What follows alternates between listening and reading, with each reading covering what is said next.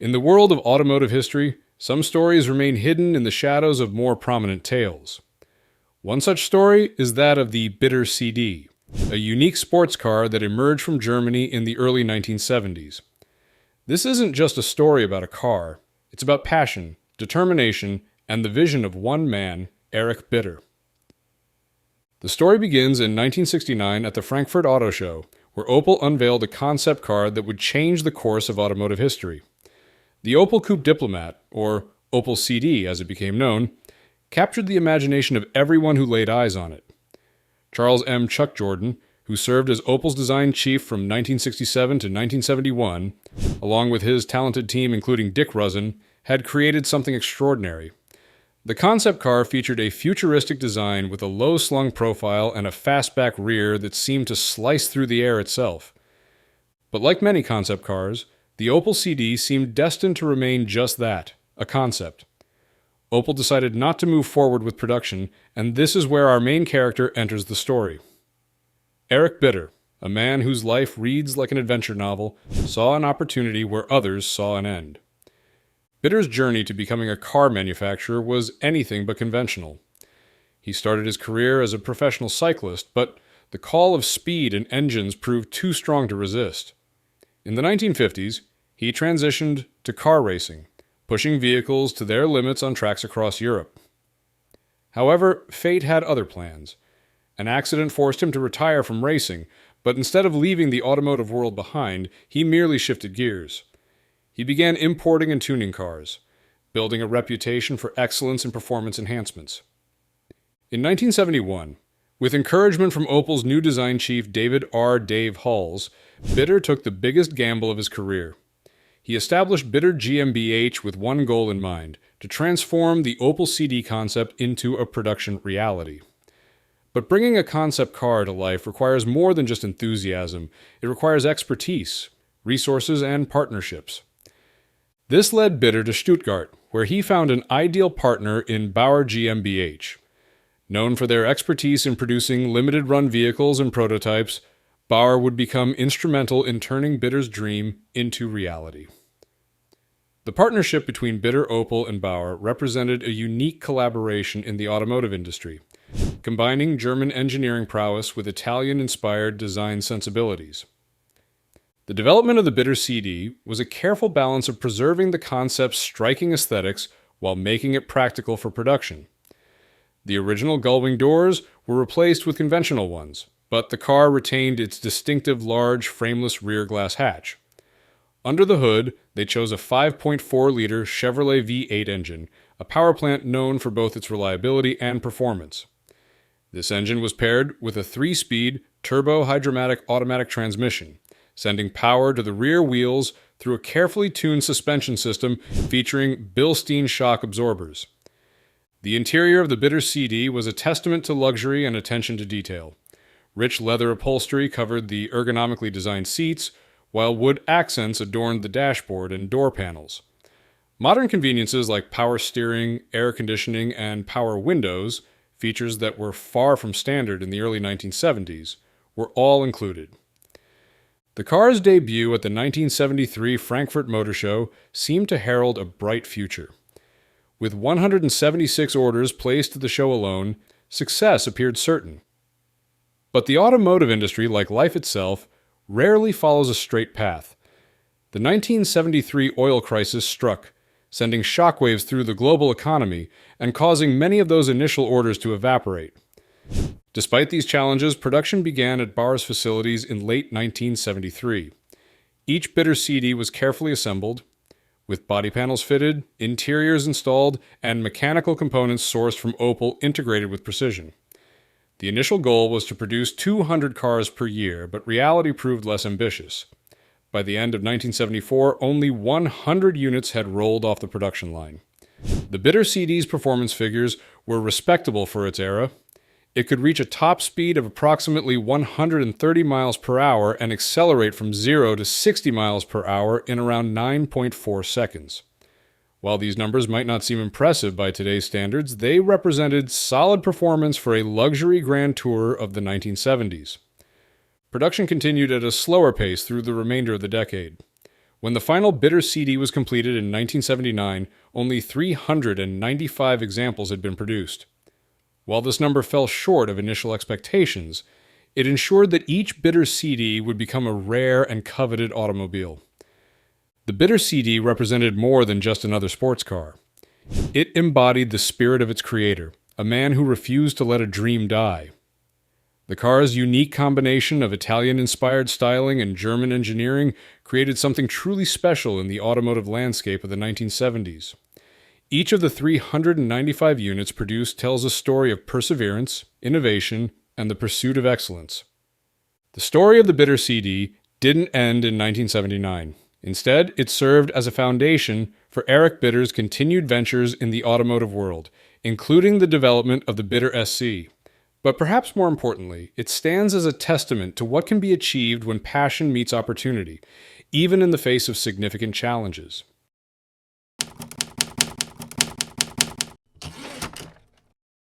In 1965, on the factory floor of Iso Autoveicoli in Bresso, Italy, an unusual sound echoed through the building. The deep rumble of an American V8 engine in an Italian sports car. This wasn't a mistake or an experiment gone wrong. This was the Iso Grifo, a car that would reach speeds of 171 miles per hour and challenge Ferrari's dominance with Chevrolet power. Our story begins with Renzo Rivolta, the founder of Iso Autoveicoli SPA. In the post-war years, his company had found success producing the humble Isetta microcar. But Rivolta had bigger dreams. He envisioned creating a high-performance sports car that could compete with the best European manufacturers while maintaining reliability that only American engineering could provide.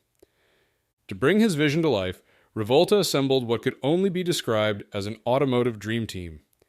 He recruited Giorgetto Giugiaro from the prestigious design house Bertoni, whose pencil would shape the car's beautiful lines. For the engineering, he brought in Giotto Bizini, the mastermind behind one of Ferrari's most legendary cars, the 250 GTO. This collaboration would prove to be transformative. The Iso Grifo that emerged from their efforts was a masterpiece of proportions. At 174.4 inches long, 70 inches wide, and just 47 inches tall, the car had a presence that commanded attention. Its long hood flowed into a compact passenger compartment, while the short rear deck completed the classic sports car silhouette. The front featured a distinctive grille with 4 headlights, a design that would become instantly recognizable. Under that sleek, aluminum hood lay the heart of an American muscle car. The early Iso Grifo models were powered by Chevrolet's 5.4-liter V8 engine, also known as the 327 cubic inch. This power plant delivered between 300 and 350 horsepower, enabling the Grifo to reach speeds of 161 miles per hour. The sprint from 0 to 60 miles per hour took just 7.4 seconds, impressive figures for the 1960s. But the team at Iso wasn't content with merely impressive performance. In 1968, they introduced the Grifo 7 Litri, equipped with Chevrolet's massive 7.0-liter engine, the legendary 427 cubic inch V8. With 395 horsepower on tap, this version could achieve 171 miles per hour and accelerate to 60 in just 6.1 seconds. Later models would switch to Ford power, utilizing the 5.8-liter Cleveland V8, known to American car enthusiasts as the 351. The Iso Grifo wasn't just about straight-line speed. Its chassis was engineered for both performance and comfort. Built on a steel platform with a 98.4-inch wheelbase, the car featured sophisticated suspension systems. The front used double wishbones with coil springs, while the rear employed a Dadion axle setup, a design that provided superior handling characteristics while maintaining ride comfort. Disc brakes at all 4 corners ensured the Grifo could stop as well as it could go. Inside the cabin, the Iso Grifo offered luxury that rivaled the best Grand Tours of its era. The dashboard housed Iso-branded instruments with the speedometer and tachometer taking center stage. Leather upholstery covered the comfortable seats, while power windows and air conditioning made long-distance travel a pleasure rather than a chore.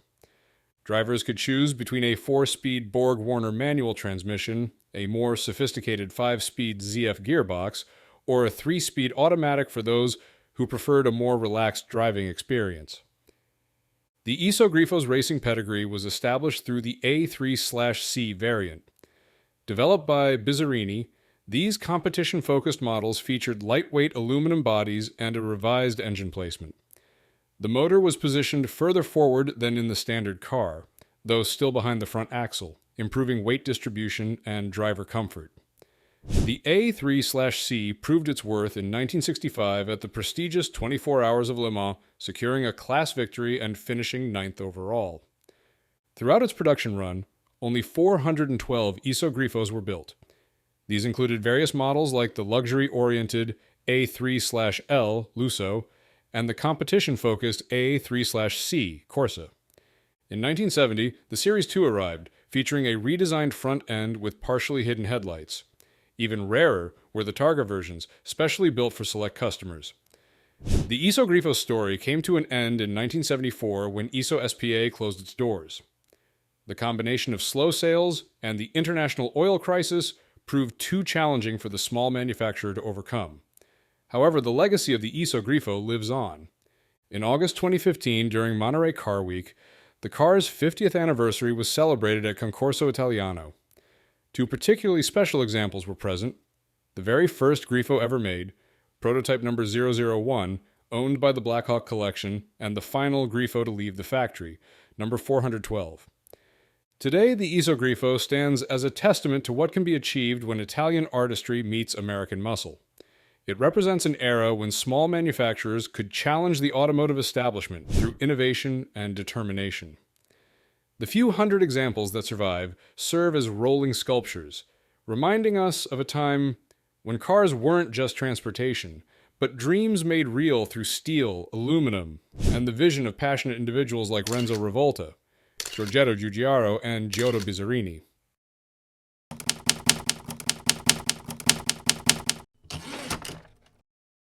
In the golden age of Italian motorsport, one man's vision would challenge the automotive establishment. This is the story of Giotto Bizini and his masterpiece, the 5300 GT Strada. Born from the ashes of a dramatic departure from Ferrari shaped by years of engineering excellence and forged in the competitive fires of 1960s motorsport. The story of the Bizini 5300 GT Strada begins in Livorno, Italy, where Giotto Bizini was born in 1926. Like many great automotive stories, this one starts with passion, determination, and a touch of rebellion. The 5300 GT Strada wasn't just another sports car. It represented the culmination of one man's journey through the most prestigious Italian car manufacturers of the 1950s and 60s. After completing his engineering degree at the University of Pisa in 1953, Bizini began his automotive career at Alfa Romeo. Here, he learned the fundamentals of vehicle testing and development, skills that would prove invaluable in his future endeavors. But it was his move to Ferrari in 1957 that would set him on the path to automotive legend. At Ferrari, Bizini's talent flourished. He played key roles in developing some of the most iconic Ferrari models, including the 250 Testarossa and the 250 GT SWB. His crowning achievement at Ferrari was his work on the legendary 250 GTO, a car that would dominate racing circuits and become one of the most valuable automobiles in history. However, the year 1961 brought dramatic changes to Ferrari. In what became known as the Palace Revolt, several key personnel, including Bizini, left the company following disagreements with Enzo Ferrari's management style. This upheaval led Bizini to work with Count Giovanni Volpi's Scuderia Serenissima, where he created the Ferrari 250 GT SWB bread van, a unique racing car designed to challenge Ferrari's own 250 GTO. The following year, Bizini, along with other former Ferrari engineers, founded Automobili Turismo e Sport, or ATS. Their ambitious goal was to produce both Formula One cars and road-going sports cars. However, internal conflicts soon arose, leading Bizini to depart and establish his own engineering firm, Società Autostar. During this period, Bizini's expertise was in high demand. He developed the V12 engine for Lamborghini's first production car, the 350 GT, demonstrating his exceptional engineering capabilities. But perhaps his most significant partnership of this era was with Renzo Revolta, owner of Iso Autoveicoli. And as previously mentioned in the video, Iso Autovecoli had an unusual history.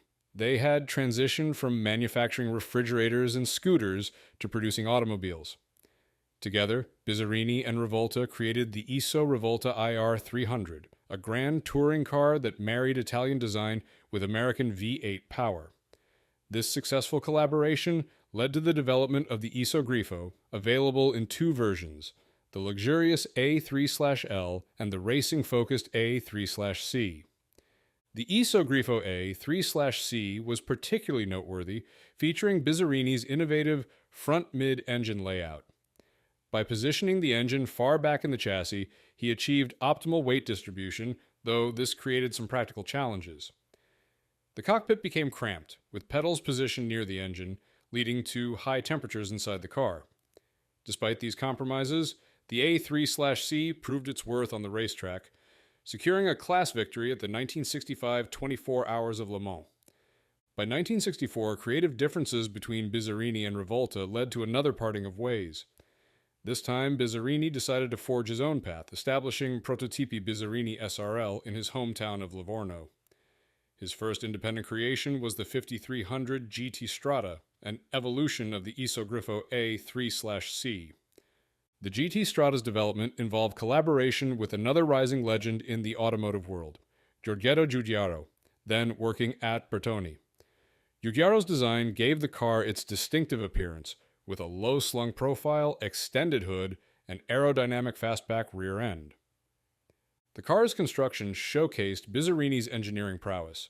The body was primarily aluminum, helping achieve a remarkably light weight of approximately 1,200 kilograms, 2,646 pounds. Some versions featured fiberglass body panels, offering different weight and durability characteristics. The chassis consisted of a welded sheet steel tub, providing a solid foundation for the car's performance capabilities. The suspension system was equally well thought out. The front featured independent double wishbones with coil springs and telescopic shock absorbers, while the rear employed a Didion axle with similar spring and shock absorber configuration. This setup delivered a balance of performance and comfort that made the car suitable for both road and track use. The 5300 GT Strada's interior reflected its dual-purpose nature. While the dashboard layout was functional and the instrumentation clear, the cabin space was compromised by the mid-front engine placement. The seats provided good support for sporty driving, though comfort was somewhat sacrificed due to space constraints. However, the quality of materials used in the interior reflected the car's premium status. The car's mechanical systems were equally well engineered. Four-wheel disc brakes provided strong stopping power, while the recirculating ball steering mechanism offered a good balance of feedback and ease of use. The combination of American V8 power and Italian design philosophy created a unique driving experience that set the 5300 GT Strada apart from its contemporaries. The Bizzarini 5300 GT Strada, produced from 1964 to 1968, represents more than just a sports car. It embodies the spirit of innovation and determination that characterized the golden age of Italian automotive design. It stands as a testament to Giotto Bizzarini's engineering genius and his unwavering commitment to pushing the boundaries of automotive performance. Through its development, we can trace the evolution of Italian sports car design and the fascinating interconnections between legendary manufacturers like Ferrari, Lamborghini, and Iso. The 5300 GT Strada remains a symbol of what can be achieved when engineering excellence meets artistic design, creating a legacy that continues to inspire automotive enthusiasts today.